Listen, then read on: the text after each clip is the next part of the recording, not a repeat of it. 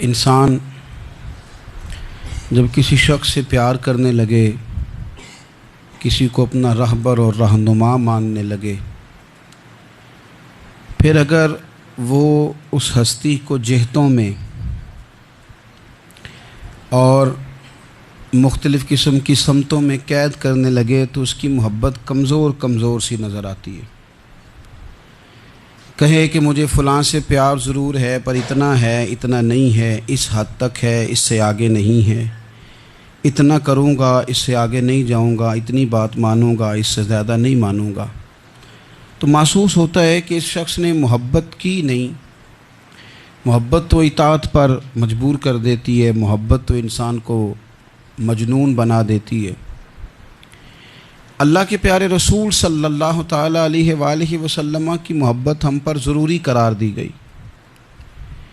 جس طرح حدیث پاک میں یہ فرمایا گیا نا کہ تم اتنی دیر تک مومن نہیں ہو سکتے جب تک ہر چیز سے بڑھ کر، ہر شخص سے بڑھ کر نبی پاک علیہ السلام سے پیار نہ کرو، اسی طرح قرآن مجید نے فرمایا کہ فلا و ربک، اے محبوب ہمیں آپ کے رب کی قسم، اے محبوب آپ کے رب کی قسم، لا یؤمنون حتی یحکموک فیما شجر بینہم، یہ اس وقت تک مومن نہیں ہو سکتے جب تک اپنے ہر معاملے میں آپ کو حاکم تسلیم نہ کر لیں۔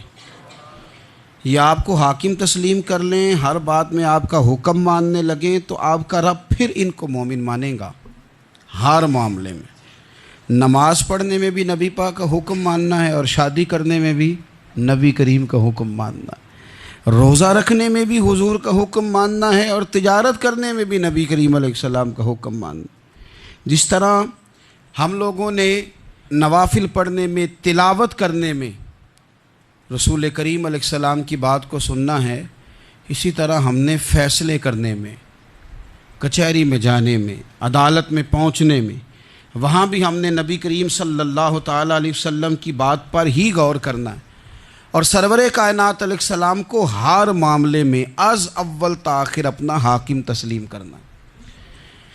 جب ہم اس مفہوم کو سادہ لفظوں میں لیتے ہیں نا کہ ہر معاملے میں حضور سید عالم صلی اللہ علیہ وسلم کا قول فیصل ہوگا، تو پھر ہم کہتے ہیں کہ دنیا میں جب نظام مصطفیٰ نافذ ہو پھر حضور کا قول فیصل ہے۔ یعنی جس طرح حضور کی بات مسجد کے ممبر سے مانی جا رہی ہے، اسی طرح پارلیمنٹ میں بھی اسی طرح حضور کی بات کو تسلیم کیا ہے۔ جس طرح نبی پاک علیہ الصلاۃ والسلام کی بات کا نفاذ ہم نماز روزے کے معاملے میں غور سے سنتے ہیں، مسئلہ پوچھتے ہیں، باریک ہو کے چلتے ہیں، اسی طرح جب جج فیصلہ کرے تو پھر بھی اس نے رسول اللہ صلی اللہ علیہ وسلم کے دین کو ہی دیکھنا ہے۔ نظام مصطفیٰ صلی اللہ علیہ وسلم جب نافذ ہوگا، دنیا میں حضور کا قانون جب نافذ ہوگا تو پھر ٹھنڈی ہوا چلے گی۔ مسلمانوں کا یہ مسئلہ ہے کہ یہ نبی پاک سے پیار تو کرتے ہیں اور الحمدللہ بڑا کرتے ہیں، لیکن یہ پیار کو جہتوں اور سمتوں میں قید کرتے ہیں۔ یعنی مسجد میں آ کے درود شریف پڑھتے وقت اگر حضور کے غلام ہوتے ہیں تو فیصلہ کرتے وقت اور اپنے حق میں فیصلہ سنتے وقت، اس وقت بھی ہمیں نبی پاک کا ہی غلام ہونا چاہیے۔ ہمیں ووٹ لیتے وقت بھی حضور کے غلام، اور ووٹ دیتے وقت بھی نبی پاک صلی اللہ علیہ وسلم کے غلام۔ جب تک نظام نافذ نہیں ہوتا، نظام، یورپ کو آپ کی نماز سے تکلیف ہی کوئی نہیں، تو نماز پڑھنے کے لیے مسجدیں بنانے کی اجازت دیتے ہیں، قرآن پاک جتنا مرضی آپ وہاں پڑھیں وہ اجازت دیتے ہیں، آپ زکاتیں دیں جتنی مرضی، وہاں سے لوگ چندے اکٹھے کر کے یہاں نہیں لے آتے، کریں جو مرضی۔ ان کو آپ کی نہ نماز سے پریشانی ہے، نہ مسئلہ زکوٰۃ سے پریشانی ہے، نہ صوم و صلات سے مسئلہ ہے۔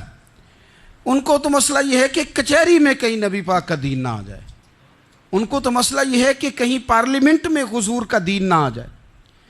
دو قومی نظریے کیا ہیں اور نظریہ پاکستان کیا ہے جس کی بنیاد پر پاکستان بنا؟ بڑے ٹھنڈے دل سے میری بات کو سمجھیے گا۔ پاکستان اگر اچھی سڑکوں کے لیے، ترقی کرنے کے لیے بنا تھا تو یہ ترقی ہندوستان میں رہ کے بھی ہو سکتی تھی۔ انڈیا والے کہتے ہیں کہ ہم نے ترقی نہیں کرنی، کچی سڑکوں پہ چلنا ہے، ہم نے ٹیکنالوجی نہیں بنی، یہ کام وہاں بھی ہو سکتا تھا۔ اگر آپ یہ کہیں کہ پاکستان جمہوریت کی مضبوطی کے لیے بنایا تھا کہ ڈکٹیٹر کوئی نہیں آئے گا، صرف جمہوری قوتیں کام کریں گی، تو جمہوریت میں تو انڈیا بظاہر آگے نکل گیا ہے، ان کی جمہوریت تو زیادہ اچھی نظر آتی ہے، کبھی ڈکٹیٹر نہیں آیا۔ آپ نے پاکستان کیوں بنایا؟ اگر آپ نے یہی کام کرنے تھے، فحاشی اور یانی اور جو مرضی جس کے من میں آئے کرے، اور کوئی فرق نہ ہو یہاں کے اور وہاں کے کلچر میں، رشوت خوری، بھتہ خوری اور ناجائز فروشی، سارے کام اگر ہونے تھے تو یہ کام وہاں بھی ہوتے ہیں۔ پاکستان کیوں بنا؟ کیوں اتنی ساری 40,000 لوگوں نے اپنی جانوں کی قربانیاں دیں؟ دنیا کی سب سے بڑی ہجرت ہوئی ہے، سب سے بڑی، جب پاکستان بنا، یہ سب سے بڑی ہجرت تھی، اتنی بڑی ہجرت ہی کبھی نہیں ہوئی۔ کیوں اتنا کچھ ہوا؟ وہ اس لیے ہوا کہ ہمیں بتایا گیا تھا کہ وہاں نہ سوشلزم، نہ وہاں خالی جمہوریت کا راگ الاپا جائے گا، بلکہ ایک بلند نعرہ لگایا گیا تھا۔ نعرہ کیا تھا؟ پاکستان کا مطلب کیا؟ پاکستان کا مطلب کیا؟ لا الہ الا اللہ محمد رسول اللہ صلی اللہ علیہ۔ یہ عنوان بنایا گیا۔ غریب آدمی کو بتایا گیا کہ جب پاکستان بنے گا تو وہاں حضور کا نظام نافذ ہوگا، جاگیردار کی اور غریب کی تفریق ختم ہوگی۔ جس طرح امیر کے بچے کو کالج میں داخلہ ملے گا، غریب کے بچے کو بھی ملے گا۔ وہاں بتایا گیا کہ لوگ وہاں ہر لحاظ سے اپنے آپ کو برابر سمجھیں گے۔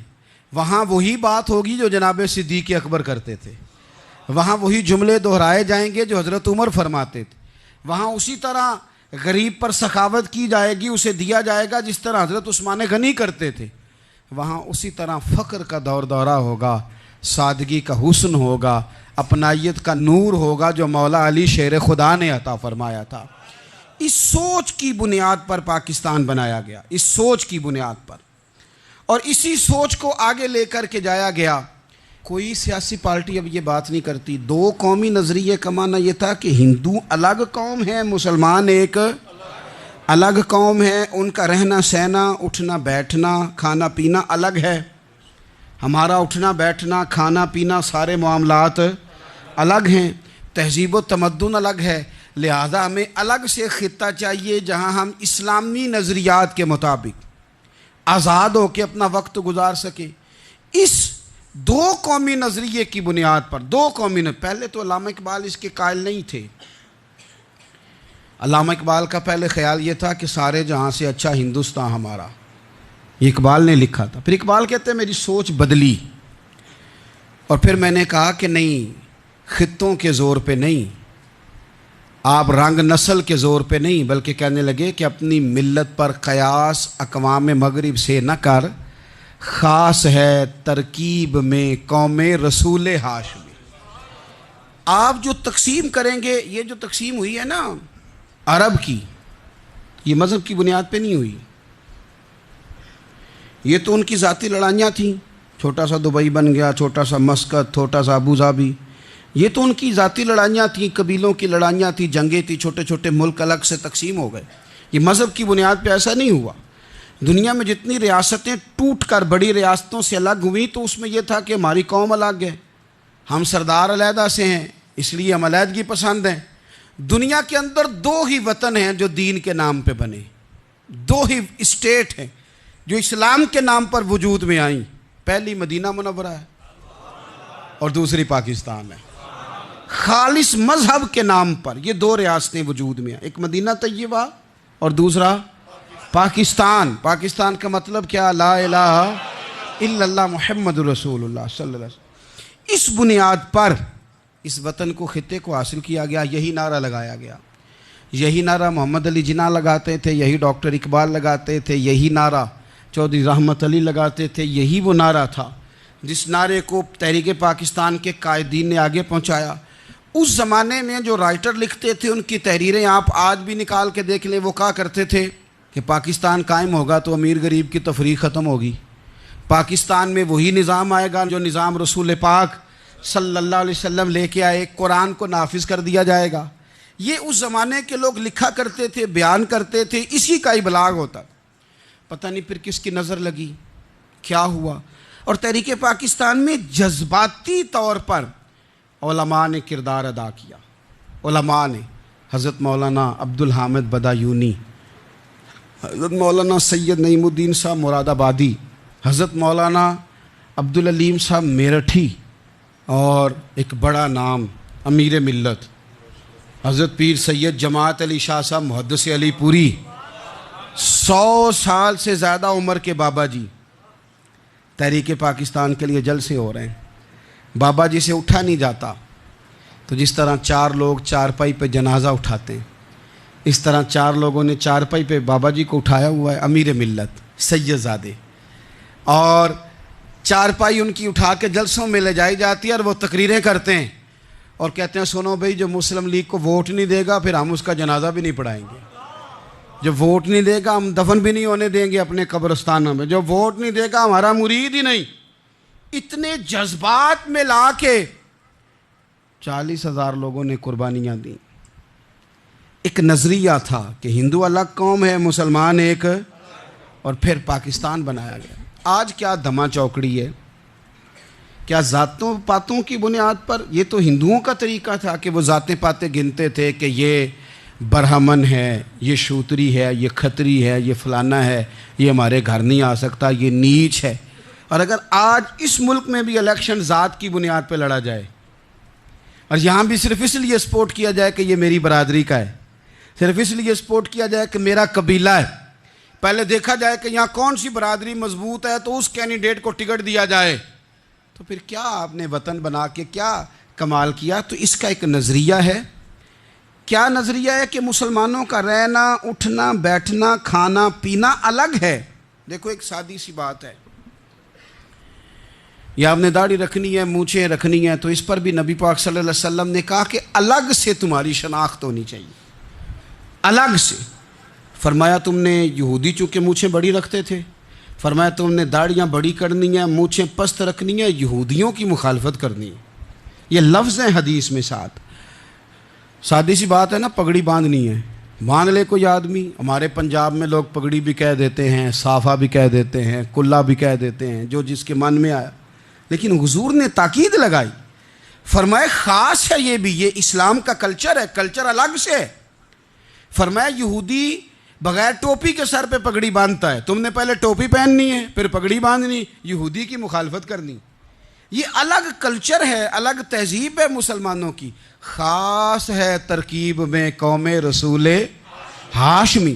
آپ کی عدالت میں وہ والا نظام نہیں ہوگا جو امریکہ میں ہے، آپ کی عدالت میں وہ والا نظام نہیں ہوگا جو برطانیہ میں ہے، آپ کے پارلیمنٹ میں وہ نظام نہیں چلے گا یورپ کا، برطانیہ کا، فلانے کا ہے۔ آپ کی پارلیمنٹ میں، آپ کی عدلیہ میں وہ نظام چلے گا جو قرآن کا ہے اور رسول اللہ کے فرمان کا ہے۔ یہ نظریہ تھا، نظریہ۔ اب اس نظریے کی لوگ بات ہی نہیں کرتے، عوام بھی نہیں کرتی، بالکل نہیں۔ میں بڑی دیر سے رو رہا ہوں، بہت سارے بڑی بڑی گدیوں کے پیر بھی نہیں کرتے۔ ان کو پتہ ہے کہ اگر نظام مصطفیٰ نافذ ہوتا ہے تو مجھے بھی بتانا پڑے گا کہ 80 مربع کہاں سے آئے، مجھے بھی بتانا پڑے گا کہ یہ جو میں 1.25 کروڑ کی کار میں گاڑی میں گھومتا ہوں تو یہ کہاں سے آئی، حساب دینا پڑے گا۔ اور پھر جب پاکستان بن گیا، قربانیوں کے بعد بنا، آپ نے ناراض نہیں ہونا، میرا مہاجر فیملی سے تعلق ہے، جو عزیز رشتہ دار قریبی یہاں رہتے تھے نا، مقامی، وہ تو مہاجروں میں رشتہ داری نہیں کرتے تھے۔ صحیح کہہ رہا ہوں؟ کہتے مہاجر ہے، اچھا جی غیر مسلم ہے، جگہ نہیں دیتے تھے رہنے کو۔ میں کیسے آپ کو بات بتاؤں؟ پھر اس چھوٹی چھوٹی غلطیوں کو لوگوں نے ووٹ بنا کے بڑی بڑی قتل و غارت نہیں کی اس ملک میں۔ اتنا بڑا تکلیف والا منظر تھا۔ میرے دادا جی کی فیملی ساری پاکستان آئی تھی، دادی کی نہیں آئی تھی۔ 97 میں میری دادی کا انتقال ہوا، وہ آخری دن تک رویا کرتی تھی، جی پتر پتہ نہیں میرے پرا ہیں ان کے فوت ہو گئے، پتہ نہیں میرا کوئی چچا ہے کہ سارے چلے گئے۔ کس لیے آپ نے، اگر یہی دھما چوکڑی سیاست کی کرنی تھی، ذات پات آپ نے رکھنی تھی، تو وہاں کوئی دکھ تھا؟ یہ تماشے تو وہاں بھی ہو رہے۔ وہ آخری دن تک رویا کرتی تھی۔ اب تو خیر آنکھیں بڑی جدید ان کا آپریشن ہوتا ہے، تو ایک زمانے میں آنکھوں کا آپریشن ہوتا تھا، ڈاکٹر کہتے تھے لائٹ بند رکھو، سبز رنگ کی پٹی باندھو، 4 گھنٹے کے بعد دارو ڈالنا ہے آنکھ میں، ڈراپس ڈالنے۔ میں 4 گھنٹے کے بعد ان کی آنکھوں میں ڈراپس ڈالنے جاتا تھا، تو کبھی کبھی مجھے بٹھا لیتی تھیں، تو کہتی تھیں کہ پتہ نہیں کوئی بچا ہے کہ نہیں بچا، پتہ نہیں اب کوئی ہے کہ نہیں، پتہ نہیں کوئی ان میں سے ہوگا کہ نہیں. پتر میں تینوں دساں ساڈے پنڈ کس طرح دا ہوندا سی, میں تمہیں بتاؤں فلانی چیز. پھر جناح نے اعلان کیا تھا کہ ملک بن گیا. کہتی تھی ہم نے بڑا کہا اپنے رشتہ داروں سے کہ چلیں, پر وہ کہتے تھے یہ تو تھوڑے دنوں کی بات ہے, سب نے واپس آ جانا ہے. میں نے 2 دفعہ یہ ماحول دیکھا ہے اٹاری اسٹیشن پہ, واگا بارڈر پہ, ایئرپورٹوں پہ. ایک بھائی ادھر ہے ایک ادھر ہے, اس طرح تڑپ کے روتے ہیں جب لوگ انڈیا پاکستان آتے جاتے ہیں. کیوں آپ نے یہ سارا کچھ کیا؟ صرف ایک نعرہ تھا کہ پاکستان کا مطلب کیا؟ لا الہ الا اللہ محمد الرسول اللہ. صرف ایک نعرہ تھا کہ یہاں ہم حضور کا دین لے کے آئیں گے. وہ دین تم لائے نہیں, انہی نوابوں, وڈیروں, چودھریوں کے ذمے تم نے کام لگا دیا. اپنے ملک میں حضور کے نظام کے لیے جد و جہد کریں. یہ بنا ہی نبی پاک کے نظام کے لیے, اس کا کوئی دوسرا حل ہو سکتا؟ کوئی حل نہیں. یہ حضور کے نظام کے لیے بنا ہے. 2-3 باتیں آپ کی خدمت میں عرض کرنی ہے جو آپ نے زیادہ غور سے سننی. سب سے پہلے تو پاکستان بدلنے کے لیے ضروری ہے کہ نظام مصطفیٰ کے لیے جد و جہد کی جائے, فکر حسینی اپنائی جائے, اور وقت کے ہر یزید کو للکارا جائے, اور للکار کر کے نظام کے لیے کوشش کی جائے کہ نظام مصطفیٰ اس ملک میں نافذ ہو. اس جد و جہد کو آگے بڑھایا جائے. وہی جد و جہد جو ہمارے بزرگوں کا قافلہ صدر الافاضل سید نعیم الدین مراد آبادی سے لے کر علامہ شاہ احمد نورانی صدیقی تک, اور آج کے اس دور کے اکابرین تک جو جد و جہد کرتا آیا ہے, اس جد و جہد کو اپنایا جائے. ہمارے منہ سے یہ لفظ نکلیں کہ ہمیں صرف مسجد میں دین نہیں چاہیے, کچہری میں بھی چاہیے. دیکھیں نا, کچہری میں دین نافذ ہو تو کس طرح ہوتا ہے. تراویح بڑی سونی حضرت ابی بن کعب پڑھایا کرتے تھے, قرآن بڑا سونا پڑھتے, تو حضرت عمر نے کہا یہ تراویحیں پڑھائیں گے. اب چونکہ قرآن اچھا پڑھتے تھے, اچھا سمجھتے تھے, تو حضرت عمر نے فرمایا چونکہ قرآن اچھا پڑھتے ہیں لہذا چیف جسٹس بھی انہی کو بنانا ہے, جن کو سمجھ ہو قرآن کیا کہتا ہے فلاں چیز کے بارے. تو قاضی القضاء جج بھی حضرت ابی بن کعب کو بنایا. حضرت عمر پر ایک بندے نے مقدمہ کر دیا, حضرت عمر نے انہیں قاضی بنایا ہے, مقدمہ کر دیا. جناب عمر پیش ہوئے عدالت میں. پہلے تو وہ اٹھ کے کھڑے ہو گئے, پھر اس کے بعد مدعی نے جناب عمر سے کہا کہ آپ گواہ دیں. حضرت عمر کے پاس گواہ نہیں تھے, تو اس نے کہا ٹھیک ہے پھر آپ قسم دیں. تو حضرت ابی بن کعب رضی اللہ تعالیٰ عنہ فرمانے لگے آپ کو امیر المومنین کے ساتھ یہ رویہ اختیار نہیں کرنا چاہیے. آپ امیر المومنین سے قسم کا مطالبہ کر رہے ہیں, آپ کو پتہ نہیں کہ یہ وہ ہستی ہے جن کی رسول پاک علیہ الصلوۃ والسلام نے گواہیاں دی ہیں کہ بڑے کام کے آدمی ہیں, ان کی فضیلتیں حضور نے بیان فرمائی ہیں, آپ امیر المومنین سے. حضرت عمر نے جناب ابی بن کعب کی طرف دیکھا, حمایت تو حضرت عمر کی کر رہے تھے نا, لیکن یہ نظام مصطفیٰ ہے, یہ حضور کا دین ہے. حضرت عمر فرمانے لگے آپ اس مقدمے کا فیصلہ کر لیں, بعد میں آپ کو معزول کر دیا جائے گا. یہ آپ نے کیا کہا کہ امیر المومنین سے مطالبہ نہ کریں؟ فرمایا میں جتنا مرضی بھی معزز ہوں تو نبی پاک کی قاعدے کے اندر نا, جو قانون حضور نے دیے میں اس کے اندر ہوں. کسی کا اعزاز اسے قانون سے باہر لے کر نہیں جاتا, میں قانون میں ہوں اور نظام مصطفیٰ کی سائے کے نیچے ہوں. سب سے پہلے تو نظام مصطفیٰ کا مطالبہ کریں. دوسرا میں آپ کو ایک بات عرض کروں, ایک ہوتا ہے گھر, ایک ہوتا ہے قبرستان, ایک ہوتا ہے گھر, ایک ہوتا ہے ڈیرا. ان دونوں میں فرق ہے. ہمارے حکمرانوں اور سیاستدانوں کے لیے پاکستان یہاں تو قبرستان ہے, یہاں ڈیرا ہے. اگر کوئی مر جائے تو یہاں لا کے دفن کر دیتے ہیں تاکہ پتہ چلے ہم یہاں کے باسی ہیں. یہاں ڈیرا آپ کو پتہ ہے نا, پنجابی میں ڈیرا سمجھتے ہیں, فارم ہاؤس, بیٹھک, سمجھ میں آتا ہے نا مسئلہ. ڈیرے پہ نا لوگ مکان نہیں بناتے تھے, اچھا باورچی خانہ نہیں بناتے تھے, کیونکہ ڈیرے پہ سیاست کرنی ہوتی ہے. کوئی 2-4 بندے آئے, بیٹھے, چائے شائے پی, چلے گئے. رہائش جہاں ہوتی ہے وہاں سونے کے لیے, بیٹھنے کے لیے, آرام کرنے کے لیے, کچن, باورچی خانہ, کھانے پینے کے لیے, وہاں اپنے گھر والوں کے لیے بندہ بندوبست کرتا ہے. پاکستان کو تو ڈیرا بنایا ہوا ہے. یہاں تو یہ آتے ہیں ڈیرے داری کرنے کے لیے. سیاست کی 4 دن, لوگوں کو قائل کیا, الیکشن لڑا, جیت گئے تو رہ گئے, ہار گئے تو چلے گئے, اور جب جیتنے کے بعد بھی حکمران رہے تو رہے, نہ رہے تو چلے گئے. یہ تو ڈیرا ہے. لیکن ڈیرے میں زیادہ نقصان چودھری کا نہیں ہوتا کہ وہ چودھری بنا ہوا ہے. زیادہ ظالم وہ ہوتا ہے جو اپنے آپ کو کمی سمجھتا ہے, وہ نقصان کرتا ہے چودھری کا بھی, چودھری کے بچوں کا بھی. وہ اسے تکبر میں مبتلا کرتا ہے، وہ اس کو کہتا ہے کہ تو بادشاہ سلامت، وہ اس کا دماغ خراب کرتا ہے۔ اس لیے شیخ سعدی کہتے تھے بہت سارے لوگوں کو ان کے مشیر تباہ کر دیتے ہیں کہ تو بلے بلے۔ تو پاکستان ان لوگوں کے لیے یا ڈیرا ہے یا قبرستان ہے، گھر تو میرا اور آپ کا ہے، لہذا ہم نے اسے گھر سمجھنا ہے، صرف اپنے گھر کو نہیں۔ ہماری گلی بھی ہمارا گھر ہے، ہماری سڑک بھی ہمارا گھر ہے، ہمارے پارک ہمارا گھر ہیں، پبلک پراپرٹی ساری ہماری ہیں۔ ہم نے حکمرانوں کا صرف انتظار نہیں کرنا، ہم نے ریپر دیکھ کے پھینکنا ہے کہ گھر ہمارا ہے، ہم نے سڑک پہ کچرا دیکھ کے پھینکنا ہے کہ گھر ہمارا ہے، ہم نے اس کے ذروں سے، اس وطن کی مٹی سے پیار کرنا ہے۔ اور یہ آپ چھوڑ دیں کہ سندھ میں فلانے کی حکومت ہے اور خیبر پختونخوا میں فلانے کی حکومت ہے، پنجاب فلانے کا ہے اور بلوچستان فلانے کا ہے، یہ باتیں آپ چھوڑ دیں۔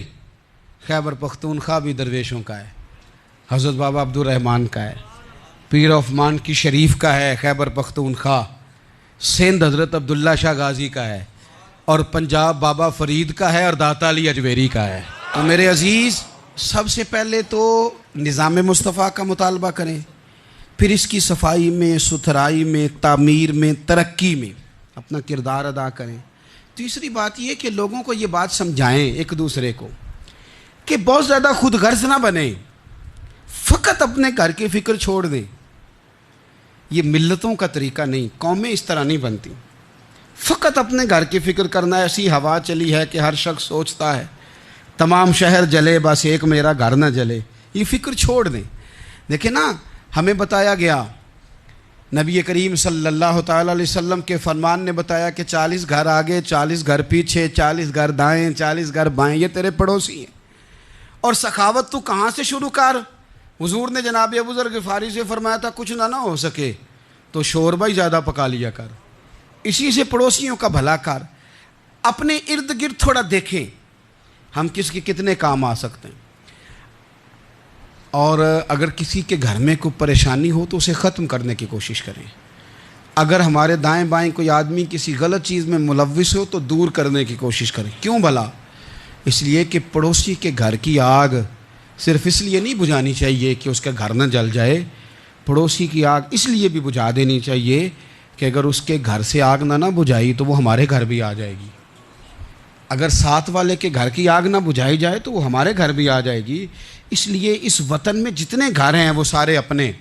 ایک آخری بات آپ حضرات کی خدمت میں بڑی درد مندانہ میں نے عرض کر دی، درد مندانہ۔ اگر سیاستدان امیر کبیر ہمارا بھلا نہیں کرتے تو چلو ہم ہی ایک دوسرے کا بھلا کرنا شروع کر دیں، تھوڑا تھوڑا نفع کرنا شروع کر دیں۔ حضور علیہ السلام نے فرمایا لوگوں میں بہتر وہ ہے جو لوگوں کے لیے نفع مند ہو۔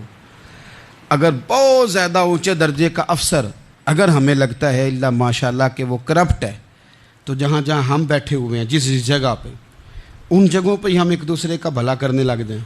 چلو مہربانی کرے ریڑھی والا یہ سوچ لے کہ میں نے وہ پھل نہیں لے کے جانا جو لوگوں کو بیمار کر دے گا، چلے سبزی والا یہ سوچ لے کہ یہ والی سبزی اب اتنی تباہ کن ہو گئی ہے کہ بیمار کرے یہ کام، چلو میڈیکل سٹور والا ہی مہربانی کرے کہ میں نے دعائیں صرف وہ لے کے آنی ہیں جو فائدہ مند ہیں، جو دعائیں ایکسپائر ہو گئی ہیں جن میں کوئی مسئلہ بن گیا ہے وہ میں نے کام نہیں کرنا۔ اور چلو کریانے والا ہی مہربانی کر دے، وہ بیسن ہی صحیح لے آئے یار، وہ والا نہ بیچے جو لوگوں کے لیے نقصان کا باعث، وہ بوتلیں اصلی بیچے نقلی نہ بیچے، کیونکہ وطن ہمارا ہے۔ آپ یقین کریں کہ میں اوپر کی بات نہیں کرتا، نیچے تک حال اتنا خراب ہے کہ آگے آگے جو پھل دکھانے کو لگائے ہیں وہ اور ہیں، اور ان کے پیچھے جو پڑے ہیں وہ اور ہیں۔ اتنا عجیب منظر، اتنی عجیب۔ میں اب تو چلیں کچھ احباب مجھے سفر کرا دیتے ہیں، ایک زمانے تک میں کرائے کی گاڑی میں سفر کرتا تھا۔ ایک صاحب کو میں نے ایک دفعہ بتایا کہ مجھے شیخو پورہ جانا ہے، کتنی دیر رکیں گے؟ میں نے کہا کہ ظاہر ہے جلسہ ہے، فارغ ہوگا تو آ جائیں گے۔ تو شیخو پورہ والوں نے بھی مجھے شیخو پورہ بتایا تھا، تو وہاں جا کے پتہ چلا کہ 10 کلومیٹر اندر جانا ہے۔ انہوں نے بریک لگا لی وہیں پہ، کہنے لگے جی 10 کلومیٹر اگے جانا ہے تو پیسے نویں طے ہون گے، گل شیخو پورے دی ہوئی سی۔ تو میں کوئی ایسا مسئلہ نہیں تھا، میں نے میں ہنس پڑا، پریشان نہیں ہوا، میں نے کہا بالکل ٹھیک ہے، آپ صحیح کہہ رہے ہیں۔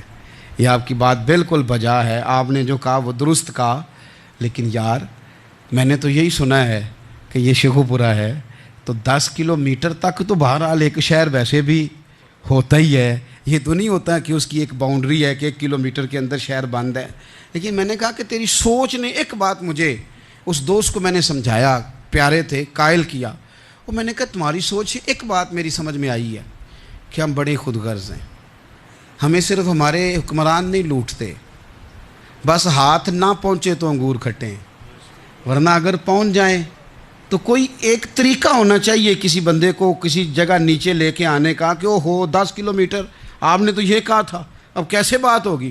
میں نے انہیں کہا کہ کچھ بھی نہیں اس سے فرق پڑتا، اس سے کوئی فرق نہیں پڑتا، لیکن ایک زمانہ میں نے دور دیکھا، اور ایک دور میں نے وہ بھی دیکھا کہ مجھے ایک جگہ جانا تھا، اللہ اکبر، ایک قاری صاحب تھے، امام صاحب تھے، کسی زمانے میں وہ رہ چکے، تو ہمارے علاقے میں بھی انہوں نے امامت کی تھی، تو میں وہاں جا رہا تھا، تو ان کے گاؤں پہنچنے سٹاپ پہ اتر کے تو میں تانگے پہ بیٹھا، تانگے والے کو میں نے کہا کہ وہ چونکہ اپنے گاؤں جا چکے تھے چھوڑ کے ہمارا علاقہ، تو میں نے کہا فلانے قاری صاحب کے یہاں جانا ہے، تو نیچے اتر کے تانگے والا ظاہر ہے کار والے سے تو غریب ہی ہوتا ہے، تو میں نے اس تانگے والے سے کہا کہ میاں کرایہ کتنا تیرا بنتا ہے؟ کہنے لگا میں مولوی صاحب دے پرونے کو کرایہ نہیں لیندا، اس لیے کہ انہوں نے ہمیں قرآن پاک پڑھایا ہے، اور انہوں نے ہمیں، اور پھر میں وہ تانگے والا، اس کے کپڑے، اس کی طامت، اس کا سارا کچھ سادہ، تو میں بار بار میرا دل کرتا تھا کہ میری آنکھیں اس کی فوٹو کھینچ لیں، کیا شخص ہے، کیا انداز ہے،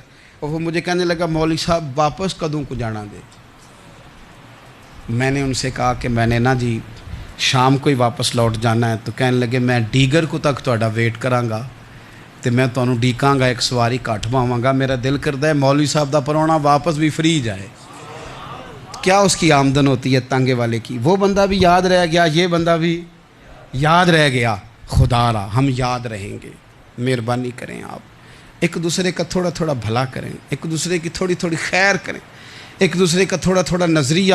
ایک بندہ مجھے وہ بھی یاد ہے، بس میں بیٹھا تھا تو اس نے نا، ایک بوڑھی اماں نے اسے کہا کہ پتر میرے کو نا کرایہ 14 روپے تھا، تو اس نے کہا پتر میرے کو 10 ہی دے، تو اپنا اپنا رویہ ہوتا ہے، تو وہ کنڈکٹر جو تھا گاڑی کا، وہ کہنے لگا اماں جی اتر کے گا نہیں جے جانا؟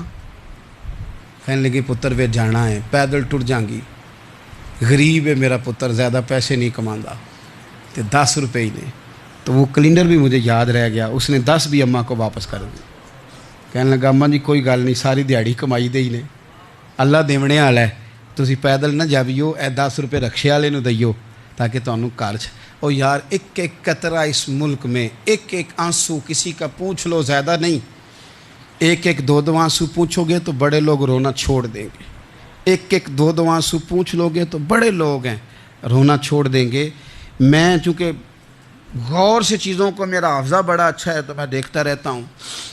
میری ہمشیرہ کی شادی تھی تو میں نے ایک فرنیچر والے سے بات کی، میں نے کہا بھائی اس طرح کر کے فرنیچر بنانا ہے، تو کہنے لگا گھر واسطے یا کسی تھی نو دینا جے؟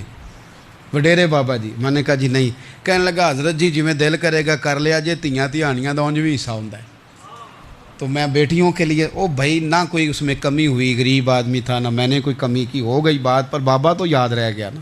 او بھائی تھوڑا تھوڑا نا، یہ وطن ہمارا ہے، تیاں بھی سانجیاں ہوندیاں نے تے انہاں دے دکھ بھی سانجے۔ اسی بڑے چنگے لوگ جے، ساڈے وڈیرے سانوں یہ نہیں سن کہندے فلانے دا جوائی ہے، وہ سانوں کہن سن ساڈے پنڈ دا جوائی ہے۔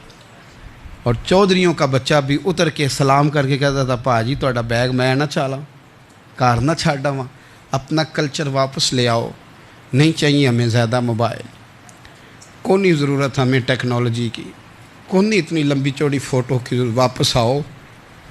بیٹی اس پنڈ ہی ساڈی تھی ویائی ہے، اتھے جدو برات جائے گی تو اس تھی دا بھی تحفہ جائے گا، کیونکہ اتھے یہ واپس آ جاؤ، نہ اتنے جدید بنو کہ خود غرضی ہو، نہ یہ جملے بولو کہ میں ضرورت پڑے تو گدھے کو باپ بنا لیتا ہوں، اس طرح نہ کرو، اپنی ہی مٹی پہ چلنے کا سلیقہ سیکھو۔